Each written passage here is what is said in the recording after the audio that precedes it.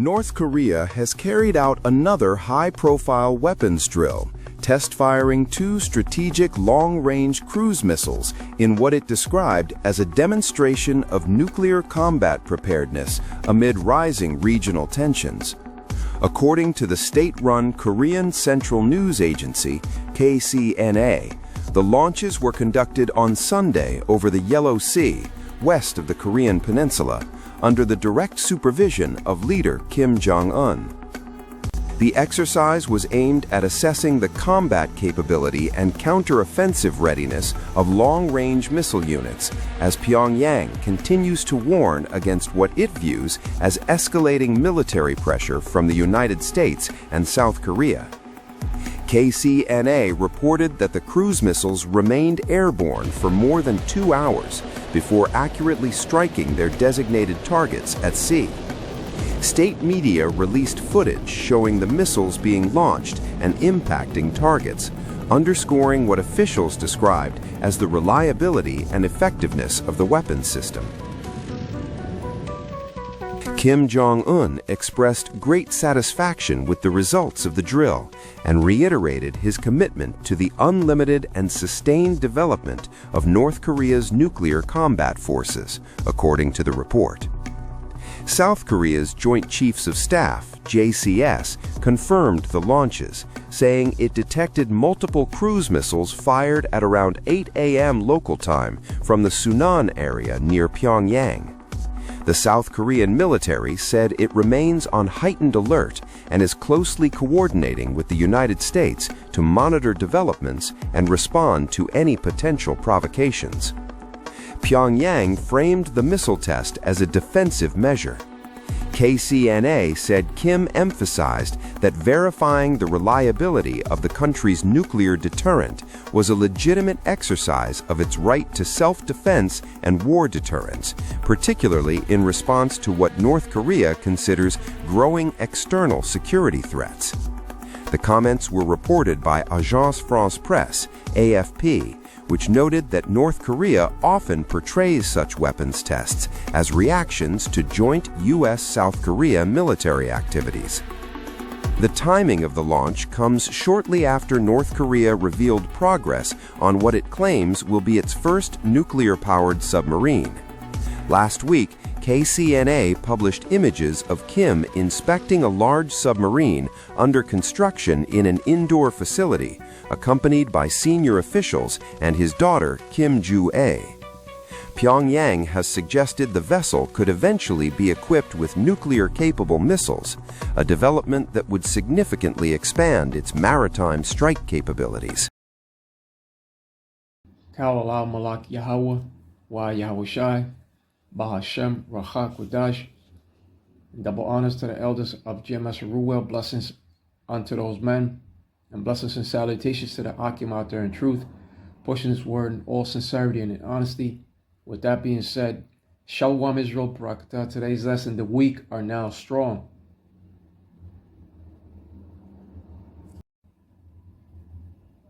Now, when it comes to North Korea, the U.S. intelligence warns that North Korea is in its strongest strategic position in decades. New Defense Intelligence Agency report highlights expanding missile arsenal, WMD programs, and deepening Russia ties. The WMD is an abbreviation for those weapons of mass destruction. So no longer can Korea be bullied.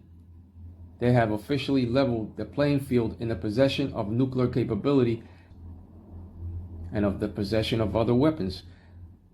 The manufacturing of weapons is now a priority for Kim Jong-un. And here we have another article that says North Korean leader Kim Jong-un has overseen a test launch of long-range strategic cruise missiles and called for the unlimited and sustained development of his country's nuclear combat forces, according to state media. The Korean Central News Agency KCNA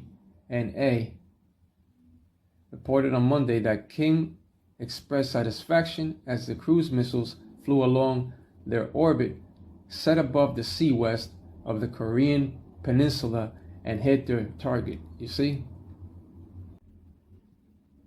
And all he's doing is just fulfilling biblical prophecy. And due to that expressed satisfaction, Kim Jong-un has ordered the building of new munitions plants. You see? That's why this article further says, to further expand the overall production capacity and keep pace with demand from North Korea's armed forces, Kim also ordered the building of new munitions plants, KCNA said. North Korea's military might has not only grown stronger, but it has also become insanely rich. They live by their state ideology of Juche. When it comes to North Korea, they live by their state ideology of Juche, which is the political ideology which aims to achieve national autonomy through the rule of a single leader, the maintenance of a strong military, and the pursuit of economic self-sufficiency, right, through a connotation of self-reliance. That's their motto. That's what they live by. Despite all these sanctions. And back then, when these smaller countries practically had nothing, they were bullied by the bigger superpowered countries. But now, we are headed to 2026, and the little guy can no longer be bullied. With that being said, let's go over to Joel 3:10.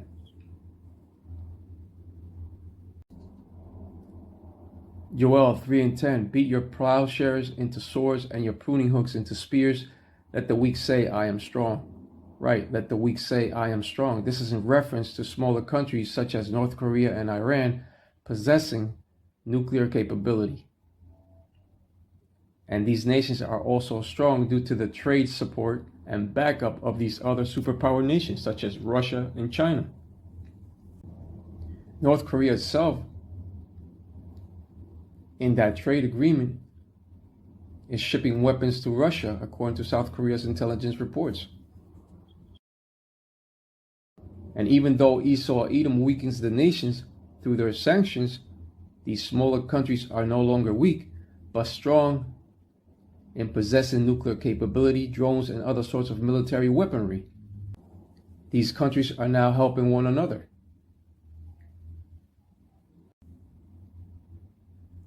And now, due to Iran's discovery of a major gold deposit of 53.1 million tons of sulfide gold ore, their economy and military has received a major boost.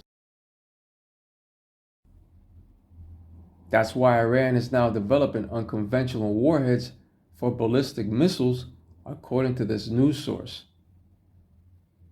The weaker and smaller nations are now confident in saying, I am strong, due to the fact that they now possess nuclear capability and are backed up by greater superpower nations. They are also engaging in trade with those nations. This is why the scripture of Joel 3:10 has said once again, let the weak say, I am strong. In other words, the little nation can no longer be bullied. The weaker nations have now leveled the playing field when it comes to the arrows of destruction. The modern day smith has been given the knowledge to make those weapons of mass destruction. Isaiah 54:16, behold, I have created the smith that bloweth the coals in the fire, and that bringeth forth an instrument for his work, and I have created the waster to destroy. When it comes to ancient times, a smith or a blacksmith created primitive weapons of war, such as swords, daggers, shields, spears, and body armor. But when it comes to the modern day smith, on the other hand, that nuclear scientist or nuclear engineer now creates sophisticated weapons of propulsion and of mass destruction, that bringeth forth an instrument for his work. That instrument is the gift of the missile given unto Esau Edom for the coming third world war of utter destruction. These weaker nations have now leveled the playing field when it comes to the possession of nuclear capability. This destructive war to come shall be a different kind of war fought at the push of a button. At the push of a button, those destructive arrows or missiles of propulsion shall be launched from their respective silos and shall not miss, according to the scripture of 2 Esdras 16 and 13. They shall not miss when they begin to be shot into the ends of the world.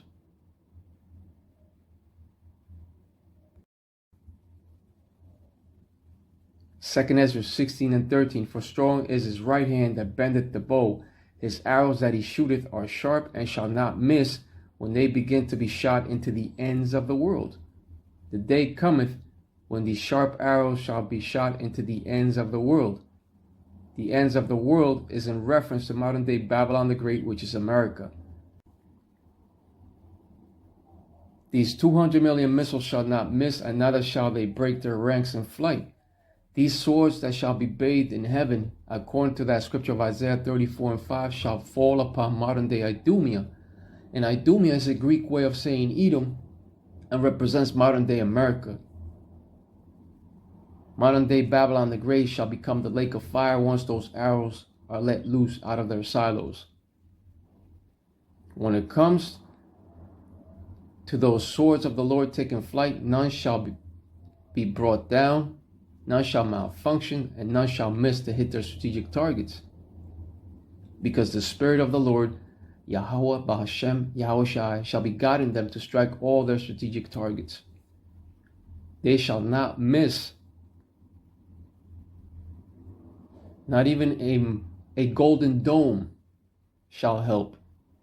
They shall not miss. Modern day Babylon the Great shall be utterly destroyed from coast to coast. This is the will and purpose of the Lord, Yahweh Bahashem Yahushai, according to the scripture of Jeremiah 51:29. Jeremiah 51:29 says, and the land shall tremble in sorrow, for every purpose of the Lord shall be performed against Babylon, to make the land of Babylon a desolation without an inhabitant. These arrows shall also touch down upon the place that the small hats now inhabit. But the heavy bombardment shall be concentrated mainly upon modern day Babylon the Great. Once these arrows of mass destruction touch down, that great earthquake shall emerge, and that landscape and scenery you once knew upon modern day Babylon the Great shall change drastically in that besom of destruction. Nothing shall be recognized. That's why those birds shall stretch themselves upon that line of confusion. Right, they shall stretch themselves upon the borderlines of the states once the smoke clears. Right, because there's going to be so much debris and dust.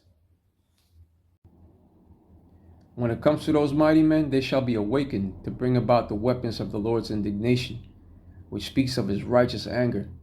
So great tribulation and war cometh. The Lord is a man of war also, according to the scripture of Exodus 15 and 3. He controls the chess pieces of the earth when it comes to those militaries. As soon as that CHIP MOTB of Revelation 13 and 16 is implemented upon the world, that inevitable third world war cometh quickly. Revelation 11 and 14, the second woe is past, and behold, the third woe cometh quickly. Woe means destruction, meaning that the second world war has passed, but the third world war cometh quickly. It shall come quickly when they pass the RF to the ID CHIP of Revelation 13 and 16. First cometh that wicked and cancerous CHIP of Revelation 13, 16 through 18, and then cometh that third world war of utter destruction. So much tribulation is coming to this earth. But in order for righteousness to dwell upon the earth, all these biblical prophecies have to come to pass. The scripture of 2 Esdras 6 and 9 has said, for Esau is the end of the world, and Jacob is the beginning of it that followeth. Esau represents the wicked of the earth, and Jacob represents the righteous that are next in line to rule over the earth. Right, you so-called Negroes, Latinos, and Native American Indians. With that being said, Kalalau Malak Yahweh, Wa Yahushai, Bahashem, Rachak Kudash, and double honors to the elders of GMS Ruwell. Blessings unto those men, and blessings and salutations to the Akim out there in truth, pushing his word in all sincerity and honesty. With that being said, Shalom Israel, Barakatah. Shalom.